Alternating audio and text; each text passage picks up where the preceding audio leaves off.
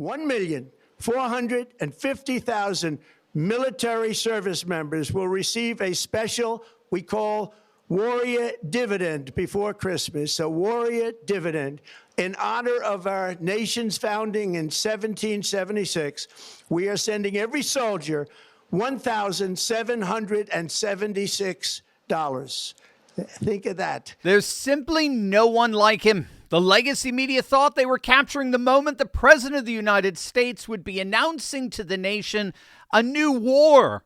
Instead, they featured live on air 20 minutes of a litany of Trump's greatest accomplishments against the backdrop of Biden and the Democrats' horrific disasters. Hey, gang, it's me, Dr. Steve, your Patriot Professor, enjoying yet another wonderful day in President Trump's golden age that you made possible back on November the 5th. So if you want a front row seat on how you continue to change the world in ways you never even imagined, make sure to smack that bell and subscribe button. Last night, President Trump delivered a primetime speech to the nation that had the legacy media absolutely reeling. The fake news media had been buzzing all day that he'd announced military action against Venezuela. Even in the world of right-wing media, Tucker Carlson, Michael Knowles both claimed that they were briefed by members of Congress on what they thought was coming. But instead, to everyone's shock, Trump pulled off a masterclass in media strategy, delivering a 20-minute speech that was pure economy-focused, affordability, red meat for his MAGA base. Here's former Speaker of the House, Newt Gingrich. To watch President Trump give a 19-minute disciplined speech that covered that many facts was worthy of Ronald Reagan. That was a good speech. It was an important speech. Someday people will say it was one of the most important speeches of his career because it set the table for the entire debate over the next year and laid out what Biden did to make the country a disaster, what Trump has already done, and where we are going in general, and why that's the right direction. I think it's a very, very important speech. And I think Speaker Gingrich is absolutely right there. What Trump basically did over the course of just 20 minutes is remind the nation that whatever pain and frustration and anxiety that they're feeling right now about the cost of living, that was the result of Biden's utterly failed economic policies. $7 trillion in new spending over the course of 4 years. Biden added more gross debt in 4 years than any previous president added over a full term. Inflation was at its highest in 40 years. The southern border was wide open. Illegal migrants by the tens of millions were pouring into the country, living off of our tax dollars, all the while driving wages down for entry-level positions in the working class as a whole. Violent crime was spiraling out of control. The insanity of wokeness was ravaging our military. I mean, it was brilliant. It was a powerfully effective reminder to the entire nation that virtually every single pain point that we're experiencing right now has been given to them courtesy of Biden and the Democrats. This was one of the most consequential addresses of his presidency. And the Democrats and their mouthpieces in the media are absolutely terrified because it's working. This wasn't just another speech. This was a declaration of total victory, a roadmap for America's future, and the single most effective piece of trolling that this administration has yet deployed. He talked about deporting criminals to make our cities safe again, crushing foreign drug cartels. He announced 94% reduction in drugs coming across the border, 94%. He talked about reclaiming control of schools from the woke radicals, rebuilding our military to be the most powerful on earth, and settling 8 wars across the globe while ending the Iran nuclear threat. These aren't small promises. These are foundational changes that matter to our future. But the real story, the economy. 11 months ago, I inherited a mess, and I'm fixing it. When I took office, inflation was the worst in 48 years, and some would say in the history of our country, which caused prices to be higher than ever before, making life unaffordable for millions and millions of Americans. This happened during a Democrat administration, and it's when we first began hearing the word affordability.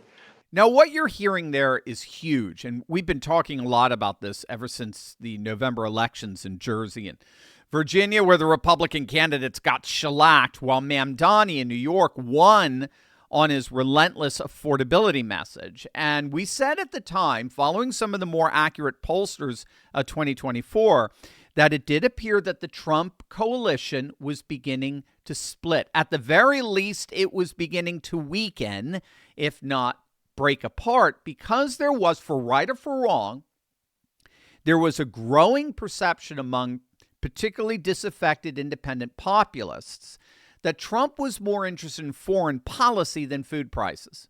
He was more concerned about the Middle East than he was about the middle class. And because his coalition is fundamentally a populist coalition, it is particularly prone to defect away from the populist right and embrace the socialism of the populist left.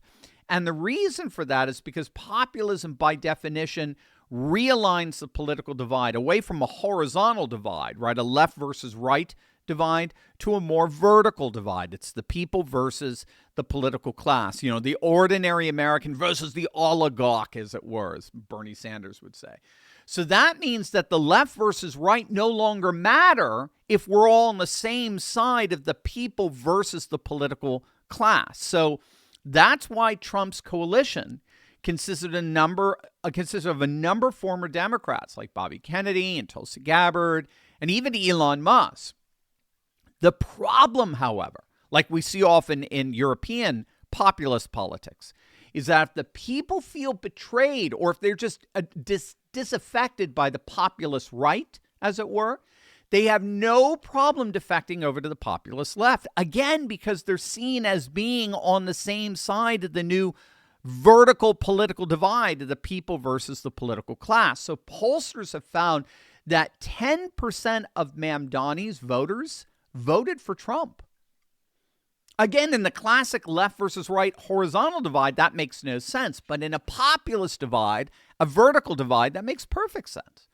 And so what you heard Trump doing last night is he's doing exactly what he needs to do to assuage concerns among his populist base. I'm going to show you precisely what that means for 2026 midterms and beyond. But first, gang, if you've been wanting to get into crypto investing but have been turned off by its volatility, I want to introduce you to your new best friend. Meet Block Trust IRA. They have a super AI system that Bitcoin Magazine has named the #1 crypto technology platform in the world among 1,500 global competitors. And that super AI works amazing. What it does is it works 24/7 to analyze global market data, and it predicts with uncanny accuracy the highs and the lows of crypto volatility. Block Trust IRA then sells at the highs, and then it buys again at the lows, which mitigates the volatility, all the while you stand to make incredible gains. That's why I'm a proud client of Block Trust IRA. I've got my own account with them, and gang, I can honestly say the water's great. You're going to absolutely love them. I think you'll love them as much as I do. So if you've never gotten into the crypto game yet, let Block Trust IRA ease you in. Click on that link below or visit turleytalkscrypto.com and find out how they can help you join the Trump financial revolution that's finally giving forgotten Americans access to the greatest crypto wealth opportunity in history. And for a limited time, they're offering my viewers up to $2,500 in bonus crypto when you open up an account with them. It's amazing. Do not wait on this. Visit turleytalkscrypto.com. That's turleytalkscrypto.com. Trump's relentless focus on domestic affairs and the cost of living last night only underscores his masterful trolling of the legacy media, since they thought he was going to be announcing yet another foreign policy initiative in war with Venezuela that would further undermine his base. So they were excited. They were absolutely they were frothing at the mouth of this. But when in reality, he forced the media to air a speech that served to further solidify his base, they started to flip out. So they're really angry, and they're crapping all over his speech and so forth. But Here's where it gets really interesting for Trump, and it shows you exactly how this was one of his best speeches ever.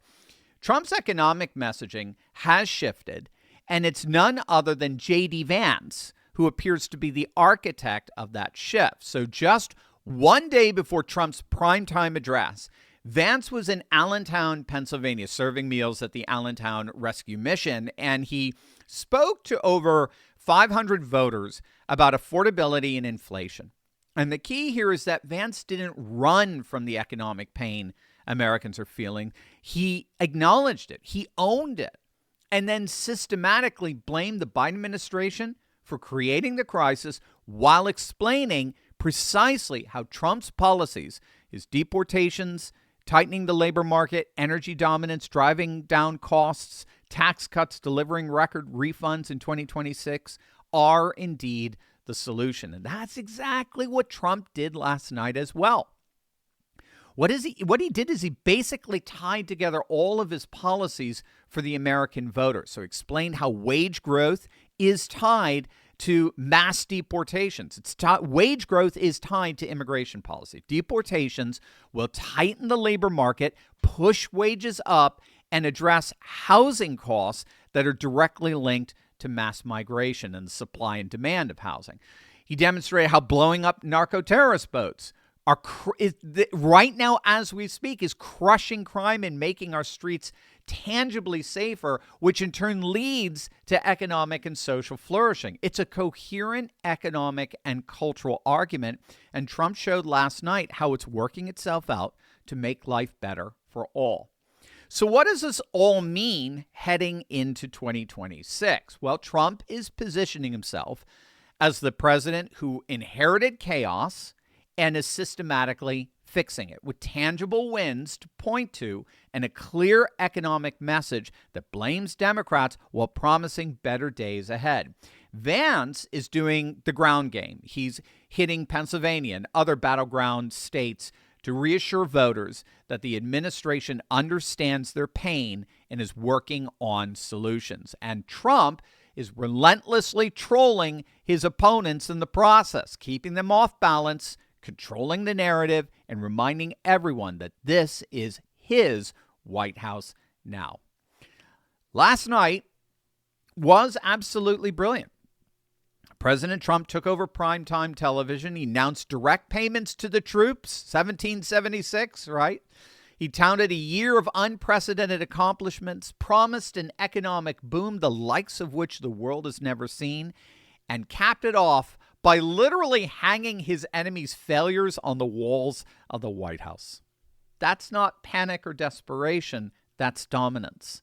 And the fact that the Democrats are screaming and gnashing their teeth this morning while Trump is delivering for American families tells you everything you need to know about who's winning this fight. So what do you guys think? You're the ones changing the world. Let us know in the comments section below. And as always, make sure to smack that bell and subscribe button for breaking news and analysis you're not going to hear anywhere else. Love you guys. God bless.